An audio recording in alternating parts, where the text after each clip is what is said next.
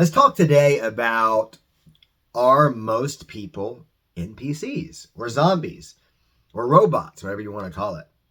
NPC stands for non-player character. They're characters in games that are programmed to do the same things over and over again, to say the same things. I played a lot of Final Fantasy 2 and 3, that were the US names, on the Super Nintendo.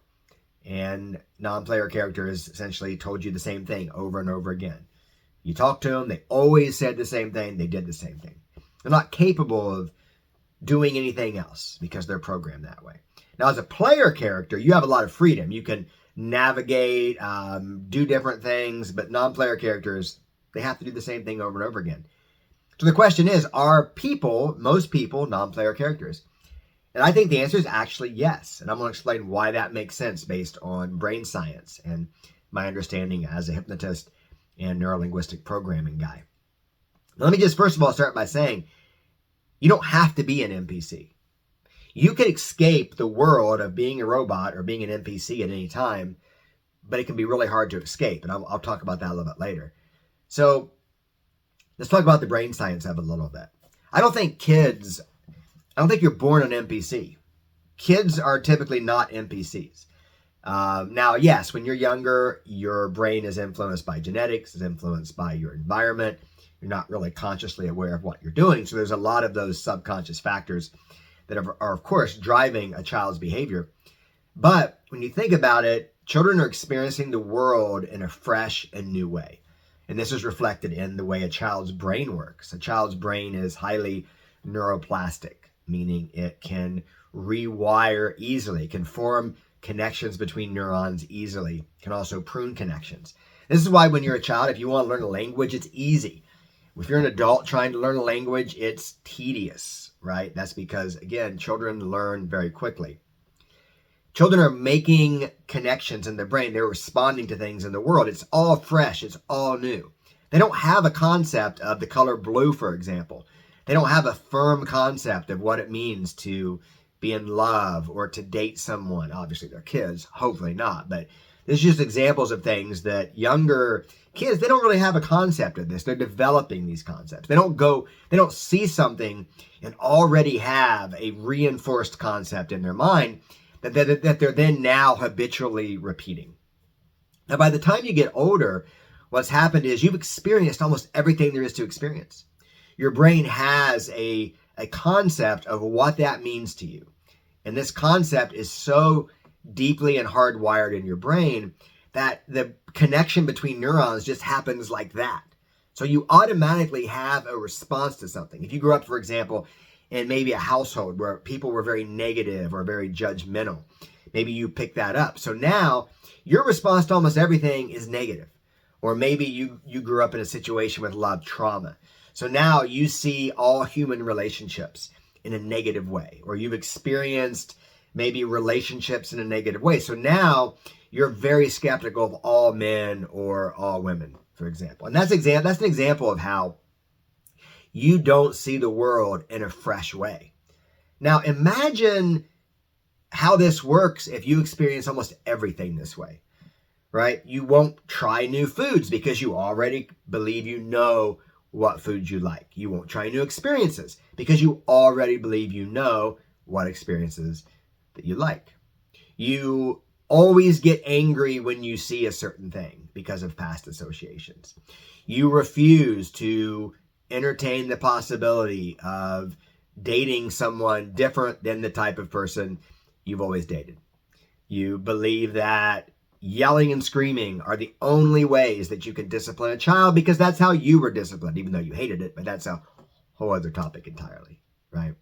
So what we don't realize is that most of the things that we do automatically, it's already scripted. It's scripted inside your brain based on past associations. So we all know people, for example, who will say the best era in music, in TV, in whatever it is, was just happened to be the time when their brain wired the most significantly as a child, teenager, and maybe even a little bit into early adulthood, right? Why is it every generation thinks that? That's because their brain has significantly wired to believe that. Why is it someone says there is no way I can ever do anything differently than the way I currently do it? Brain wiring.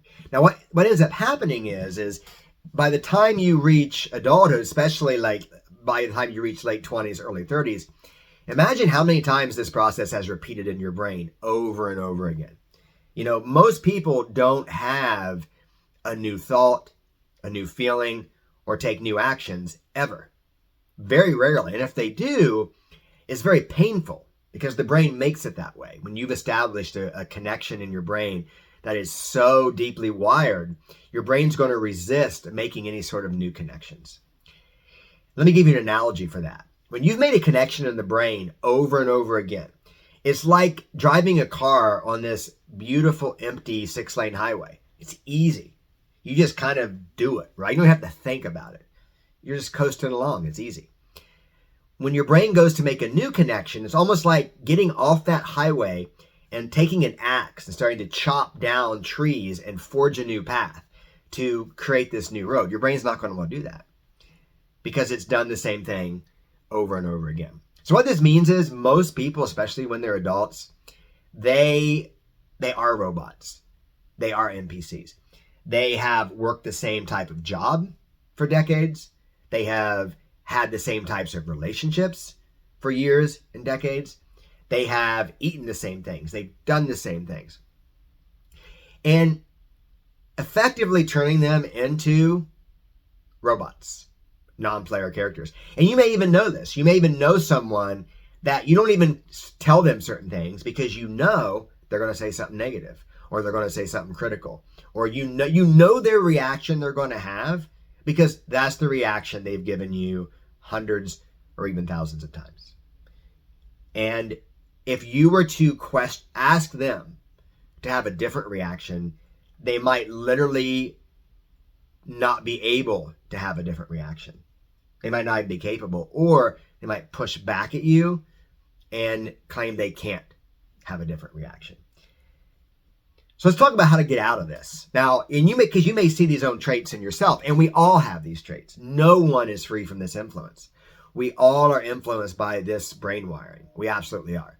And this is often at a subconscious level. So we're not even really aware sometimes of these habits that we get involved in, or the way our brain is wired in this way to keep us stuck in the same thoughts, feelings, and actions. But here's how to get out of it. First of all, you have to look at it as a subconscious thing. You're not waking up in the morning and saying, I'm going to be extra critical of everyone today. You're not waking up in the morning and saying, I'm going to seek out a horrible, toxic person that's bad for me. You don't wake up and say that. You just kind of do it based on past patterns. So the first step of breaking free from your NPC behavior is to actually understand that you probably have NPC behavior. Is to recognize that the things that you do on a regular basis, you're not consciously choosing. Most of it you're doing on autopilot. And the things you're doing on autopilot are in the form typically of automatic thoughts, automatic emotions, automatic actions.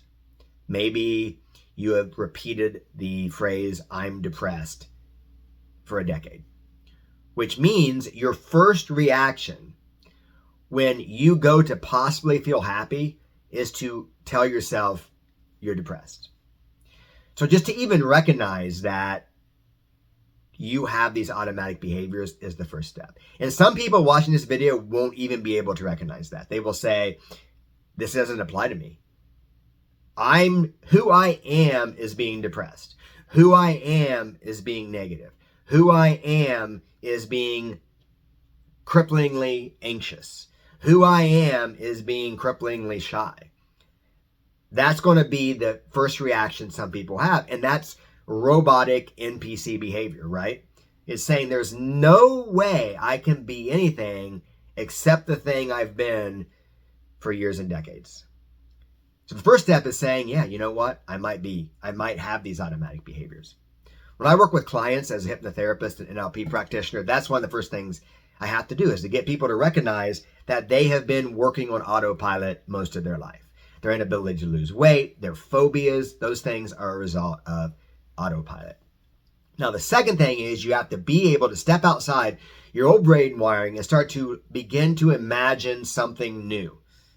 This is where imagination is so important. And kids have amazing imaginations. It's why kids, probably one of the reasons why kids are so flexible in their identities, right? Their ability to change. They can imagine something new. And that's the first step, to imagine something new. Imagine that you can be someone who is happy, who isn't depressed. Imagine you can be someone who isn't overly critical. Or imagine that you, not just anyone, see, people can typically imagine someone else being this way. So that's not part of the exercise.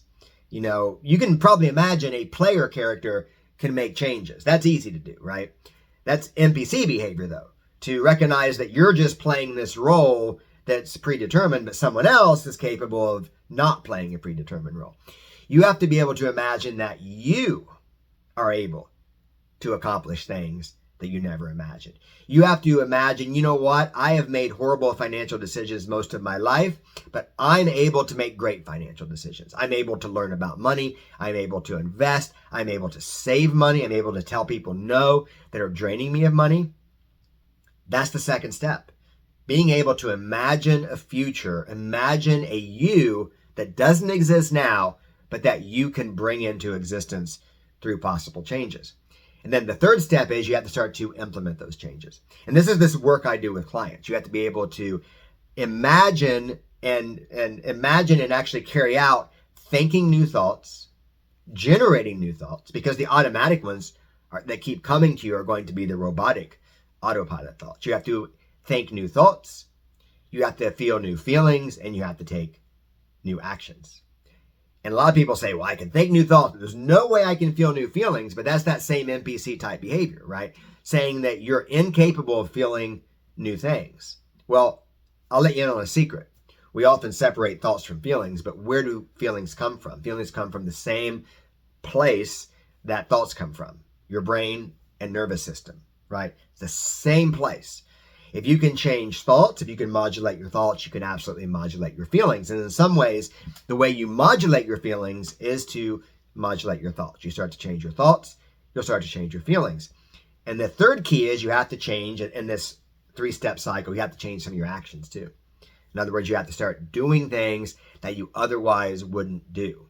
And at first, it's going to be uncomfortable. It's absolutely going to be uncomfortable the first time that you do it, because your brain wants to go back to those old habits. But this is the way you escape being a pre-programmed NPC robot. And let me tell you, when you break free from this, it's amazing. I've seen clients lose massive amounts of weight. I've seen clients go from being deathly afraid of the smallest thing to living their life anxiety-free. I've seen clients who say, I'm depressed, can't even get out of bed, who are thriving in life. Clients who believe there's no way they could ever earn the type of money that they need to thrive, and they've made those changes. I've seen it, and you can do it too.